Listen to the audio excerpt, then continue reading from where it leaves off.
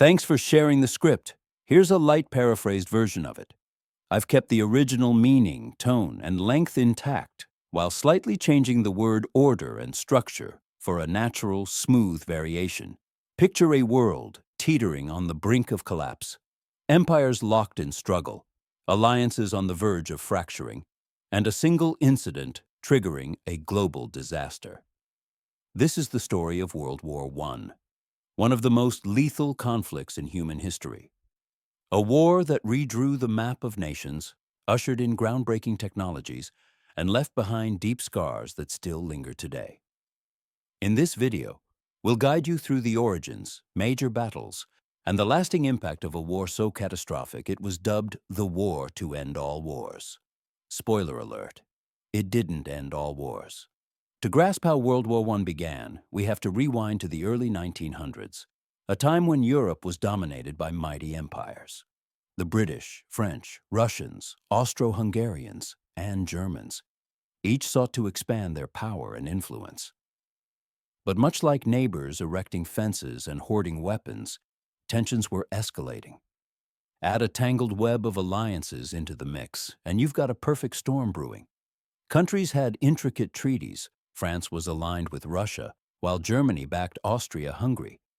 Britain kept a wary eye on Germany's expanding navy. It resembled a house of cards. One wrong move could bring it all crashing down. And that's exactly what happened in 1914. It all began with a man, Archduke Franz Ferdinand of Austria.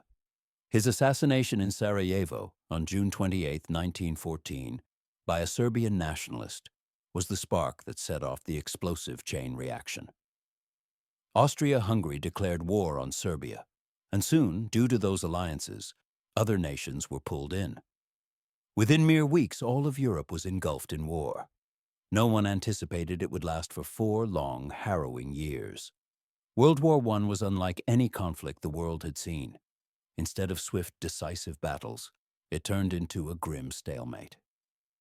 The Western Front, stretching from Belgium into France, transformed into a maze of trenches, muddy, disease-ridden, and deadly. Imagine enduring life in those trenches, cold, soaked, and constantly facing danger from artillery shells or clouds of poison gas. Sleep was rare, and when it came, it was with one eye open. Soldiers endured these horrors for months, sometimes even years. The weapons were advanced: machine guns, tanks, airplanes, and gas. But the strategies remained outdated. Commanders still clung to cavalry charges against machine gun fire. The result: thousands of men cut down within minutes. The Battle of the Somme alone racked up over 1 million casualties. Chemical warfare also made its horrific debut.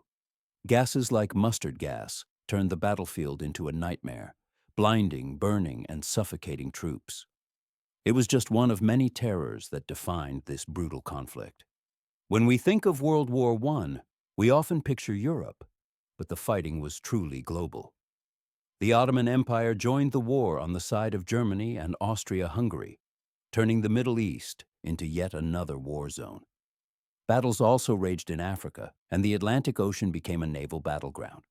German U-boats gained notoriety for targeting enemy and civilian vessels. One of the most infamous incidents was the sinking of the British liner Lusitania, which helped sway American public opinion against Germany. But the United States didn't jump into the war right away. That came later, and when it did, it changed the game. In 1917, after years of remaining on the sidelines, the U.S. finally joined the conflict. Germany's policy of unrestricted submarine warfare and the revelation of the Zimmermann telegram, where Germany encouraged Mexico to attack the U.S., pushed President Woodrow Wilson to take action. American forces arriving in Europe brought fresh manpower and vital resources to the worn-down Allies. Their entry shifted the balance. Germany, drained of supplies and morale, realized defeat was inevitable. By late 1918, after 4 grueling years, the war was drawing to a close. On November 11, 1918, an armistice was signed, ending the fighting. But even though the guns fell silent, the consequences of the war were only just beginning. World War I claimed over 16 million lives, both military and civilian. Entire cities were reduced to ruins, and economies lay in shambles. The Treaty of Versailles, signed in 1919, officially concluded the war, but also planted the seeds for future turmoil. Germany was held responsible and burdened with massive reparations. The treaty bred deep resentment, particularly in Germany, where economic distress and political instability opened the door for another, even deadlier conflict, World War II. Many historians believe the Treaty of Versailles and the unresolved issues from World War I directly contributed to the rise of Adolf Hitler and the start of World War II just 2 decades later. World War I reshaped the globe. The Austro-Hungarian, Ottoman, and Russian empires collapsed. New nations were born, and Europe's borders were redrawn. But perhaps the war's most enduring legacy was the recognition that humanity needed new ways to prevent conflict. The League of Nations, and later the United Nations, emerged with the goal of stopping such a catastrophe from ever happening again. Even now, more than a century later, we remember World War I not only for its horrors, but for the hard-learned lessons it left behind. The Great War altered history's path, and its legacy reminds us of the price of conflict, the power of diplomacy, and the vital importance of peace. So next time you hear the term World War I, remember, it wasn't just a war fought in trenches. It was a war that changed the world forever.